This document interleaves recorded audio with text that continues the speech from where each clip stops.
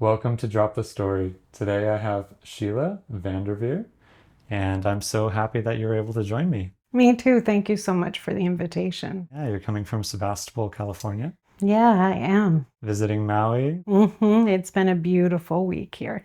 Yeah, Beautiful. very grateful to share the aloha vibes. Shiela VanDerveer is the founder and primary midwife of Comadres Midwifery, a home birth, wellness, and healing practice in Sonoma County. She has held a 25-year-long background of social change-making in the practice of midwifery, as well as holding an unwavering belief in midwifery care as an essential part of creating a more peaceful world through evidence and love-based practices. All right, Sheila, I just want to check in with you. How are you feeling today? I feel really good.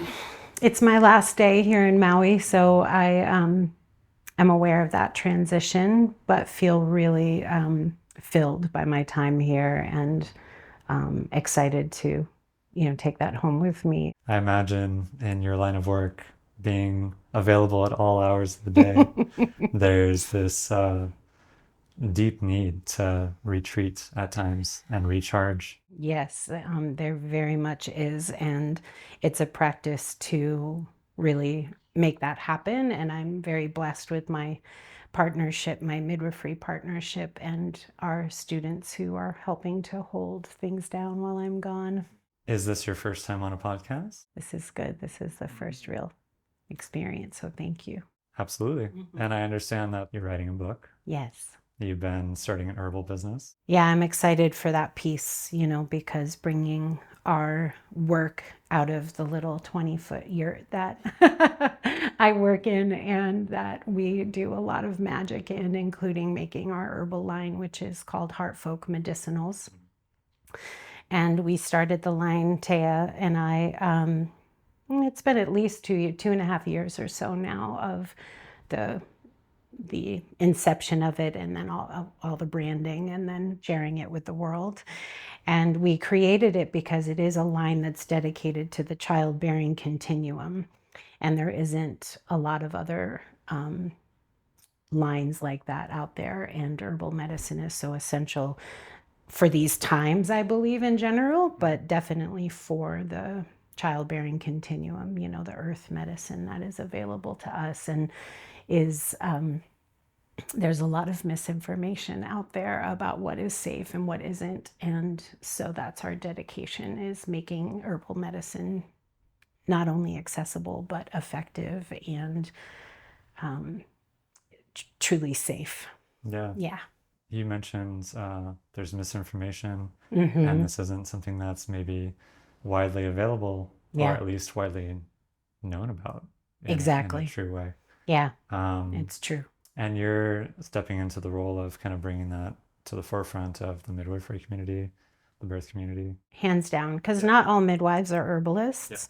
And then herbalists who are amazing at their vocation can be afraid of entering into the childbearing continuum because there's so much hesitation, you could say, around using herbal medicine when people are pregnant and birthing and the postpartum. And so we also are interested in creating some sort of certification for other practitioners to really know the physiological benefits and energetic benefits, the nervous system benefits, right, that herbal medicine can bring.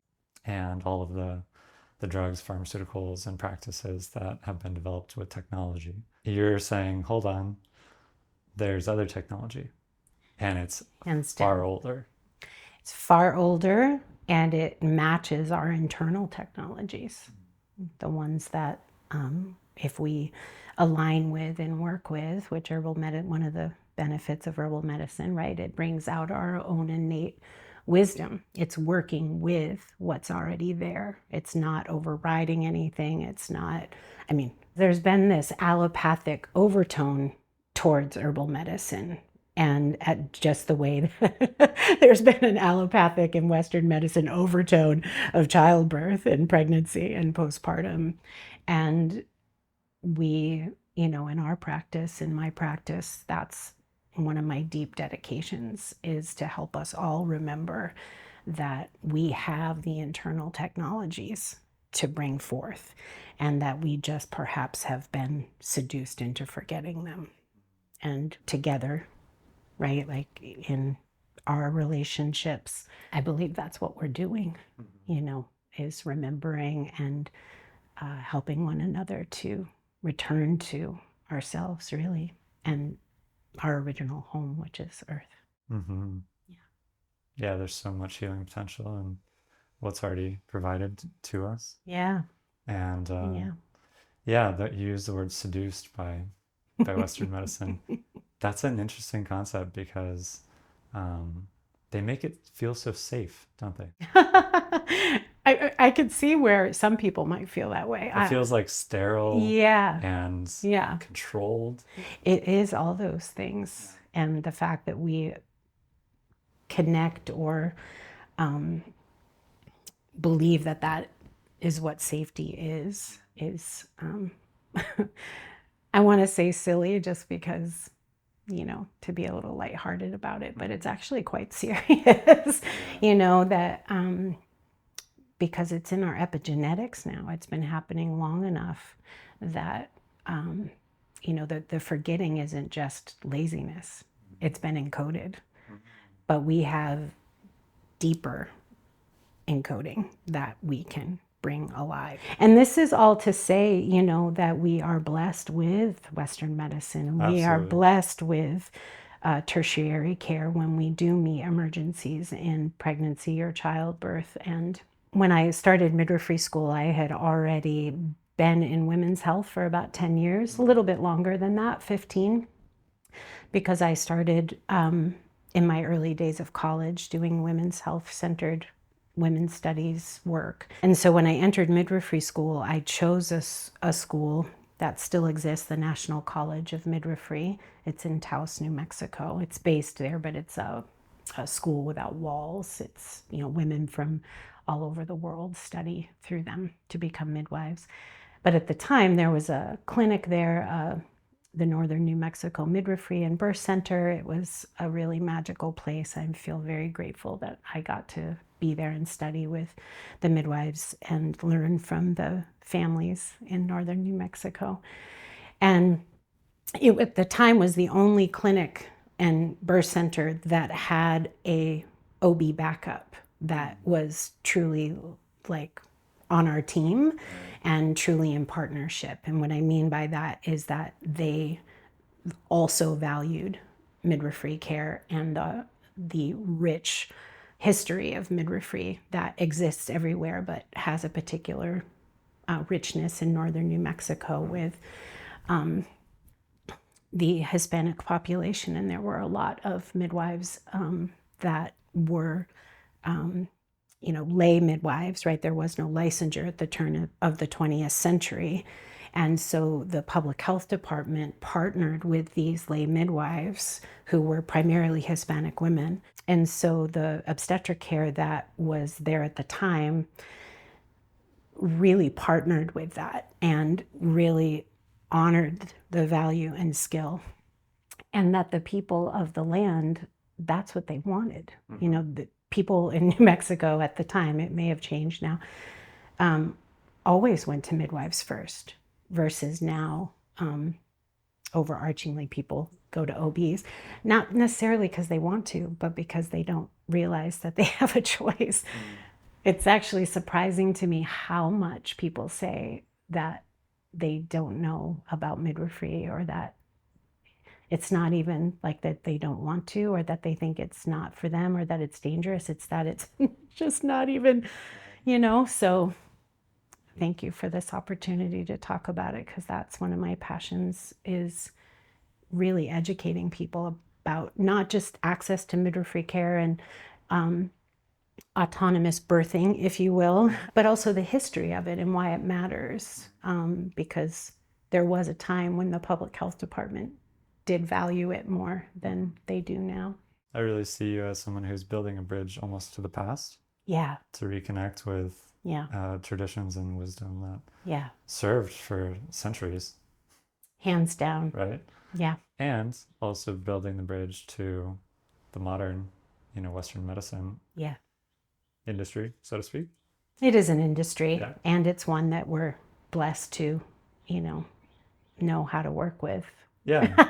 But without that symbiosis, Yeah, there's exactly. almost this dueling that takes place between, Definitely.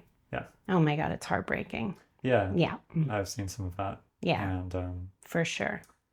it just doesn't feel like it's in service to mother. No, it's not in service to them because it's all based in pathology, Yeah. right? Not in inherent wisdom. Right. And that's including when women and birthing people have variations on normal, which is how I like to refer to them, versus high risk. And again, I realize high risk scenarios exist and Absolutely. they are to be cared for appropriately, which is often in more of a hospital situation. With that said, the level of what we've been made to believe is high risk is out of proportion to what is actually true. Like geriatric pregnancies is a great example, It's not true that every woman over 35 years old is high risk. It's actually, I believe, one of the great lies we've been told. And I see it all the time. People come to me and they're like, well, I've been told that, and they believe it, but not in their bones, not in their intuition. Once you start to talk to them, and I love to ask, well, what do you think? What's your feeling about your 36-year-old body? And usually they're like, or 42. I mean, I have a lot of clients in their 40s having natural pregnancies and natural births, and they're doing great. And I really mean that. They're really doing great. They are so inspiring. And so, yeah, it's important to remember who we really are and that we have choices and that we can be connected to the natural rhythms in our body and in the elements, and not be in sterile environments for something that's not meant to be a sterile experience. Or an emergency. Or an emergency. From Very the beginning, important. without diagnosis of any kind. Correct. Necessarily. Yeah, exactly. Just yeah. like, oh, I know. time to give birth. I know.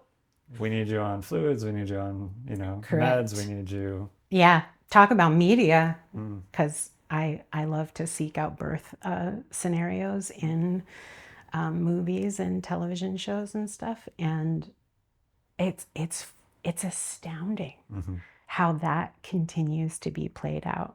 And then when midwives are betrayed, it's so ridiculous. Right. They're largely very disempowered, and or just these stereotypes that are very uninteresting. My favorite birth scene in a contemporary show was from it was that vampire show. She's birthing twins, which is, been also made to believe is an inherently high risk situation, and sometimes it is, and often it's not. I've had the pleasure of attending just a couple out of hospital twin births, and they were very straightforward and very beautiful. Anyway, she is birthing twins in their bedroom in this birth tub with the candles and just her and her man. And there was a midwife energy there, but it was very much her doing it. And almost free birth status. It was almost free birth status, yeah. It was awesome. I was like, yes, finally something in the mainstream media. Well, when did you realize that the choice of having, a birth support team outside of a sterile hospital space was important to you? I had been drawn to midwifery for a while because of my work in women's health, and one of my early mentors, who's retired now, but her name is Carol Leonard. She lives in northern Maine, and she is an amazing midwife that did lots of wonderful things for the midwifery community and wrote a couple books, and was one of my early mentors. And she was one of the midwives that like trained with family practice docs back in the day in the 80s. And they did, you know, lots of breech deliveries and different things like that out of hospital, but doctor midwife team, which is almost non-existent now. There's some, which is great. And so Carol came and talked to my women's studies class when I was in college. And so that was one of my first like deep, you know, visceral connections to it through her. And then in my women's health work, when I was in my late 20s in 98, I went to Nepal and India on a women's health, it was called Women in Water. And it was with this NGO out of Oakland at the time called Crabgrass. And they did social change making, which is where that language in my bio comes from. Nice. And the use of the language versus just social justice is about that it's a very active, engaged process, right? That we, if you're here to leave a legacy, that you're a change maker, right? That you're in an active relationship with it in whatever way that means for you. And so I was working with Crabgrass at the time as a women's health advocate. I didn't have any midwifery skills at the time. But in the conference that we all put on in Kathmandu, and then subsequently from there went around to various villages around Kathmandu, and then in northern India, primarily around Varanasi. What the women were talking about, and many of the women that, like the Nepalese women that came, like walked for 3 days to come to the conference, right? Like hardcore, like so inspiring, so beautiful. And they were mostly talking about the ways that the corruption of water, which is everywhere now, but in that time in northern India and Nepal, was impacting their reproductive health and their children's health. And we were we were working with like engineers and public health educators and some of the kind of religious and governmental groups that were there to build latrines, do hand washing education, all that, you know, basic stuff, which is still really important. But in my listening, right, and being with the women, and particularly in the villages, that's what they wanted. They wanted to talk about their birth and their children and their babies, and, you know, not like natural ways to how to end dysentery and stuff that, as you know, is very preventable. But unless you have access to things, it's not, right? Or it may not be. And so it was through that experience and the women I hung out with and talked with that I was like, oh, I need to be in here. Like, I felt very viscerally my call, you know, because midwifery is very much, I mean, it's a vocation, but it's a calling. Yeah. Yeah. It's a labor of love. It is a labor of love. Yeah, for sure. And I can't imagine laboring for anything else because, you know, I believe that the way that we birth and how we're birthed is deeply connected to our capacity for love as a species. And because, you know, oxytocin is the love hormone, and the more we interrupt that, which, you know, back to the pathology of birth and sterile environments, right? It's interrupting love, essentially. And I do believe the more that we can partner in this and not just have beautiful undisturbed home births, like obviously I have a bias towards that and do believe that the majority of us have the capacity to create that. It's also how we approach it, right? So let's say when you meet a complication, whatever that may look like, that the consciousness and the care and the companionship that you have along the way is what can make or break that experience being forever traumatic, right? Because obviously, perhaps in the moment, there's a trauma happening. but can we evolve and heal from that? 100%. And that's another lie we've been told, in my humble opinion, is that if we're traumatized at any stage of the childbearing continuum, that is, kind of like branded on us. And sure, is it always with us? For sure. Is it something that you'll never forget? Absolutely. But can we evolve it? Definitely. It is part of our, I believe, opportunity in the human reclamation, right? If you consider we're in such a process, which, we know how to give birth. We've never forgotten truly, like our cells have never truly forgotten. And, there is a continuum.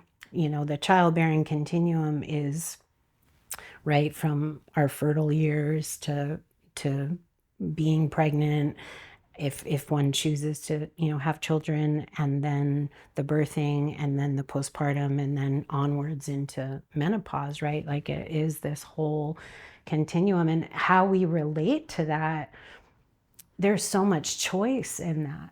That's what's so beautiful. There is free birth, there is midwifery assisted birth, there is hospital birth, because I do believe that when looking at birth from a nervous system perspective, which is one of my angles and one of my deep passions, because we're all a nervous system, as you know, and we all relate to one another in that way, our social nervous systems.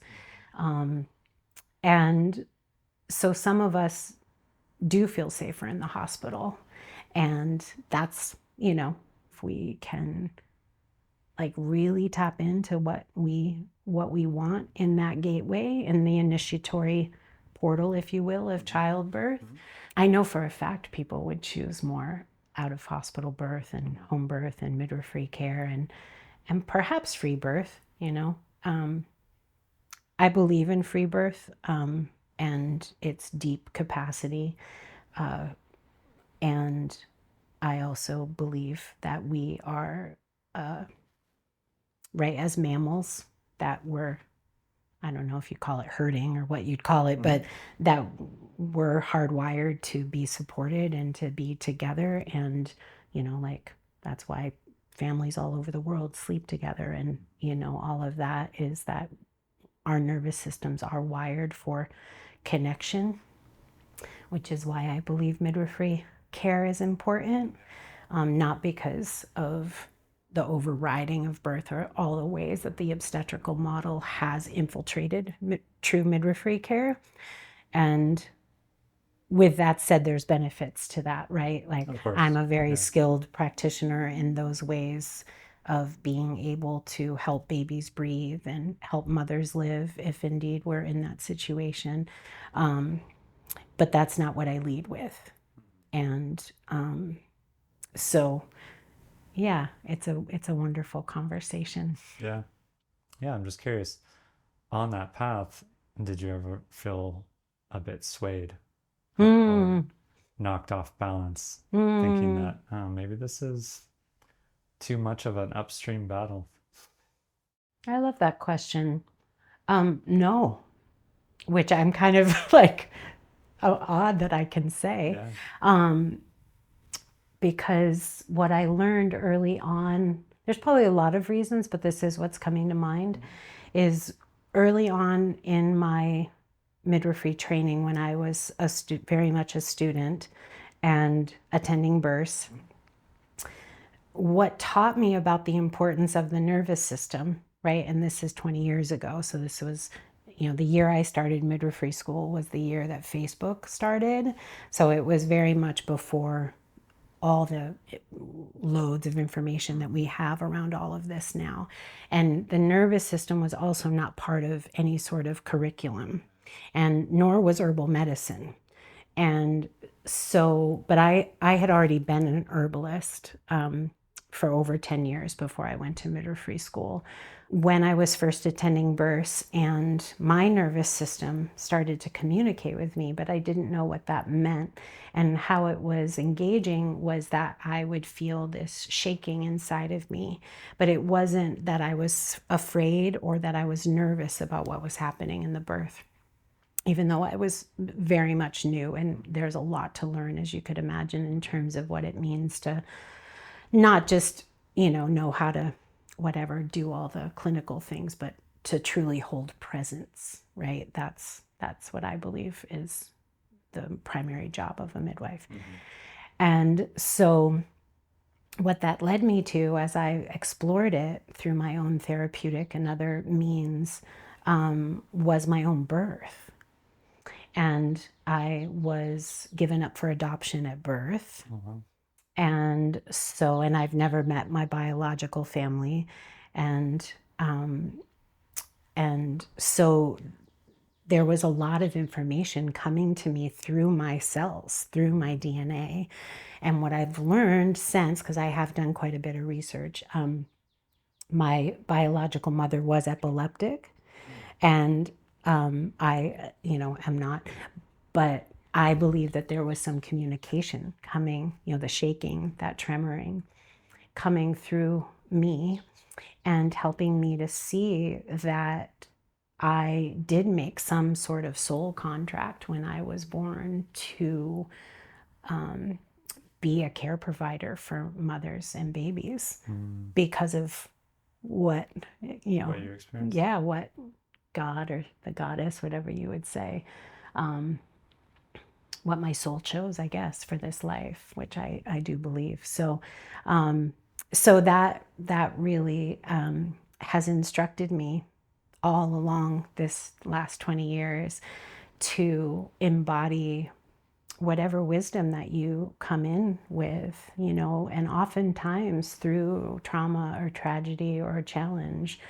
And, midwifery hasn't been easy over the last 20 years. I've met burnout. I've recovered from burnout.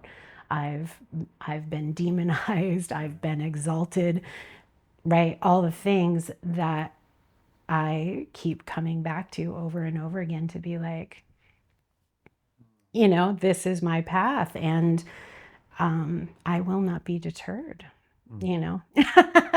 So I have shivers. It's really sweet. Yeah. Oh my God. So yeah, no, I am unequivocal in that this is my journey in this life, and I mostly feel really honored. Yeah. Yeah. Yeah. What I see someone like you being for the community is this torchbearer for something that feels real and true. Yeah. I think it's the most real, true thing we do. I don't think I can argue with that. Right. Being a father and all the ways that you hold that space in your family, that I witness and admire. Thank you. For sure, because the masculine doesn't get as much airtime around the childbearing continuum as it should, in all family dynamics, because the masculine is present in all families, right? Shapes and sizes, so to speak. Or less than present. Yeah, right. Yes, that too.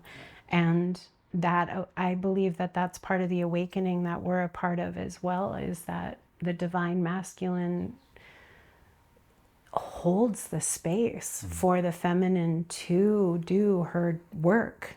And I really see you bringing that forth in here and in your own life. And thank you, because it's also not that also wasn't taught in midwifery school. And as a midwife, right, like really witnessing that, both the lack and then the very real witnessing of the men and the partners that are holding that down in such exquisite ways, and the need we have as a society to honor that and to enrich that and really bring that forth, to understand the dance that is there for all of us, and midwives included, right? Like, as I see myself, that I am, it's like, right, if we're like one of those Russian dolls, right? That that the mom and the baby, or the birthing person and the baby, and then the father or the partner, and then the other support, whether it's midwives or birth workers or family or both usually. Yeah. And then of course, doctors if needed. Yeah, it's I'm grateful to be seeing that more and to be part of creating that and bringing that more into the consciousness, the present day. I mean, I really resonate with the idea of it takes a village. Yeah, me too. And there are different roles in that village. But if your village isn't cohesive, it isn't strong, it isn't accepting responsibility for those individual roles, then the whole thing kind of starts to get off balance. It starts to crumble. And I think that's largely what our society has experienced, 100%. And now we're remembering these ways of coming back and supporting one another in a good way. And I think that's the way forward. Yeah, me too. I love how you said that, because I have seen time and time again that, what is unfortunately referred to as a failed home birth, or a home birth transfer, or whatever interruption that occurs in the field, right? If you think about birth as a field of energy, which it is, and it gets interrupted in some way, and it's often, unfortunately, from either a family member or a partner that is dysregulated in some way, not their fault, but that they've, had a previous trauma or some sort of dysregulation, that they can't hang with the energy, and didn't prepare, are doing it the way that they think they should be doing it, like on their phones, communicating with external family members, and right, all the things that interrupt a natural field of energy. And then of course it gets put on the birthing mom, or the midwife, or so it gets like, that absolutely. Whole thing. And so you're so right that the co-regulation of this as a village, and the importance of each of our roles, and really defining them, right? What and I'm excited to continue to do that with you all, because that's what we'll do. Well, with that, I just want to ask you one final question about your legacy. Yeah, if you were to summarize that for us, what is it that you are calling into this world as someone who is, supporting the birth community, supporting the natural medicine community? Yeah, thanks, Jared. I feel that what I am working on is, it's multi-tiered. That it's one of the reasons why I'm writing a book. My book is called Rewilding Birth, at the moment anyway. The title could be changed, of course, if I am in one of the big houses. So we'll see what happens there. But so my book is really about embodying all that we've discussed today, right? The elemental wisdom, the nervous system wisdom, the village wisdom, the partnership with care providers, midwives in particular, and so that is accessible for people all around the world. Ideally, it feels like I'm in the room with them, and that my presence and love and wisdom could come through the pages. That's one of my prayers. And then in Sonoma County, in a more earth-based way, I mean, I guess a book is earth-based, but we are working on what we call the Heartfolk Birth Refuge. Heartfolk is our medicinal line, Heartfolk Medicinals, and then it's also our midwifery practice that we're expanding to include more midwifery education and apprenticeship. And And then the refuge is a land-based birthing center that isn't just like your traditional birth center that people come and birth their babies and then leave 4 hours later. It's actually more of a holistic model where people can come from wherever, such as yourselves, coming from Maui to Sonoma County to birth, but any underserved areas or any one who's drawn to working with us, and rent your own little cottage or cabin. We don't know yet what they're going to be, but some little private space where you birth and then stay for however long, and receive, postpartum care and whatnot in home, and get the benefits of the food and the medicine and everything that we will cultivate there. So full service. Yeah. So and then I would say, just on a heart and soul level, that midwifery and natural birth and the revillaging that we've been talking about becomes more and more the norm. Oh, thanks so much for your part in bringing that back to the world. Yeah, thank you, Jared. So happy to talk with you today. Absolutely. Yeah. And maybe we'll have a follow-up after Oh, our next child is born. that would be great. Yeah. I would love that. Yeah, I'd love to hear your story. Each birth is its own journey, its own portal. 100%. So I won't be the same person afterwards. That's true. Yeah. Yeah. Well, here's to that then. All right. Thanks so much.